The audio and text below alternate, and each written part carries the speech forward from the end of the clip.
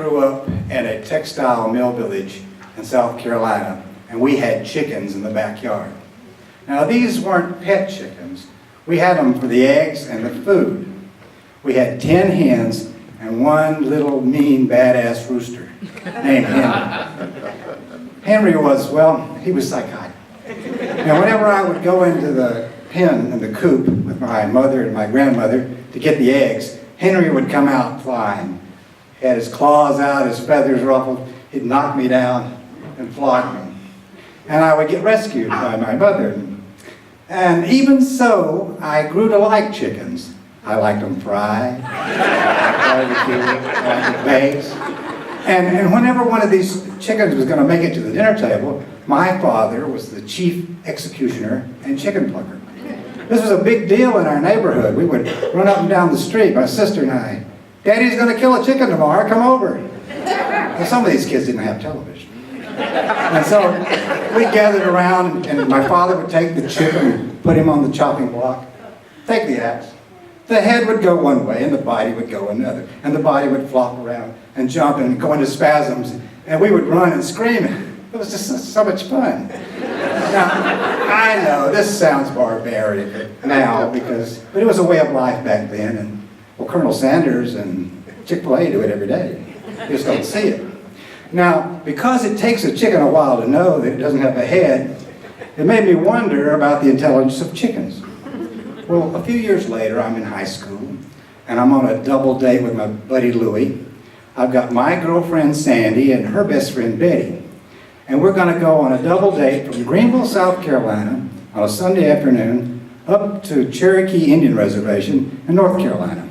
Now, I don't know if you've ever been to the Cherokee Indian Reservation.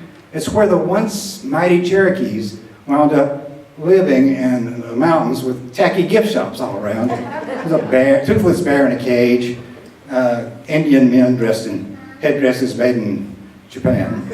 And outside of one of these tacky gift shops, there was this contraption. Now, you gotta kind of picture this. We're all young and good looking.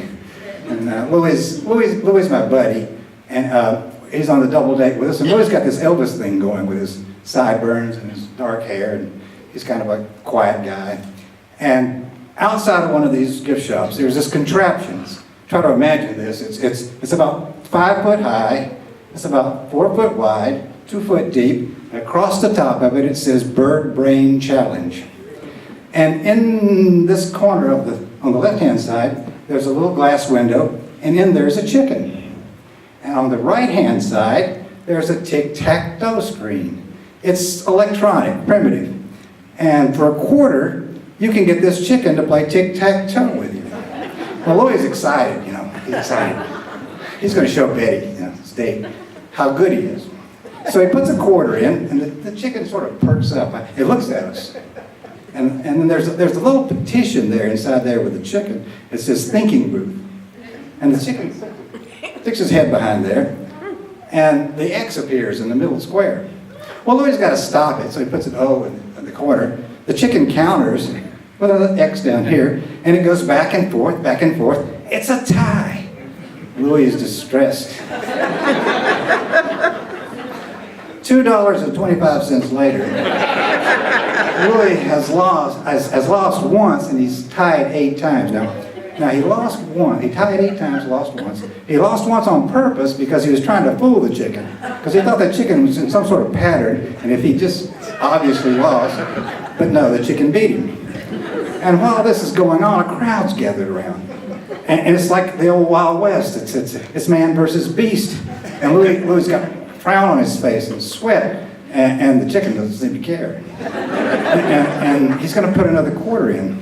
And I'm saying, Louie, what's going on? He says, I don't think this game is fair. I don't think it's fair. I've been noticing it. The chicken goes first every time. I said, Louie, it's a chicken. It doesn't matter who goes first. It's who goes last. And Louie says, yeah, but this chicken plays every day. And this chicken's been trained. Somebody's trained this chicken. I said, Louie, I don't know who trained the chicken, but you've been to high school. And then Louie says, maybe, just maybe when he goes behind that little thinking booth, he's turning on a computer. I'm playing against a computer. I'm not playing against a chicken. I said, Louis, look at this thing. It's a wooden box. Could there be a computer in here? And wouldn't that be a great expense to go to get quarters out of people? And Louis says, oh, you're right. And he starts to put it in. I said, Louis, if by some miracle you win, what are you going to tell people?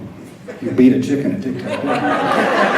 They're not going to be impressed, Louis. They're not going to be. And especially if you tell them it took you 10 times.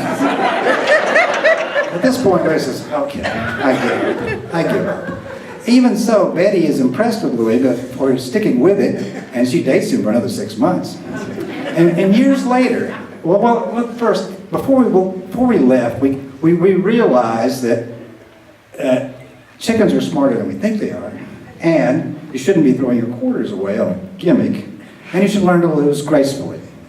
Now, years later, I discovered that these chickens were trained in Little Rock, Arkansas, at an animal behaviorist center that scientists who studied under B.F. Skinner trained these chickens, and they were all over the country.